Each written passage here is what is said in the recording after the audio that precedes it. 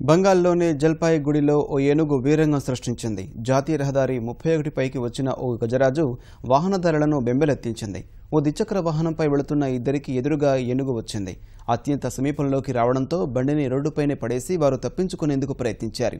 ఈ క్రమంలో ఓ వ్యక్తి ఏనుగుకు ఎదురుగా పడిపోయాడు. అయినా వెంటనే లేచి పరుగులు తీశాడు. అతను ధరించిన హెల్మెట్ మాత్రం రోడ్డుపై పడిపోయింది. ఇది గమనించిన ఏనుగు హెల్మెట్తో ఫుట్బాల్ ఆడినట్టు కాలుతో తన్నుతూ కొద్దిసేపు రోడ్డుపైనే ఉంది. ఆ తర్వాత ఏమీ ఎరగనట్టు అడవిలోకి వెళ్ళిపోయింది.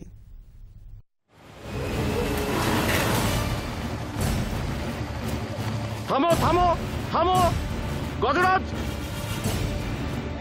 বেশি পাকা হয়েছে না চুপ জয়নারায়ণ স্টপ আরে তুই পালা জয়নারায়ণ স্টপ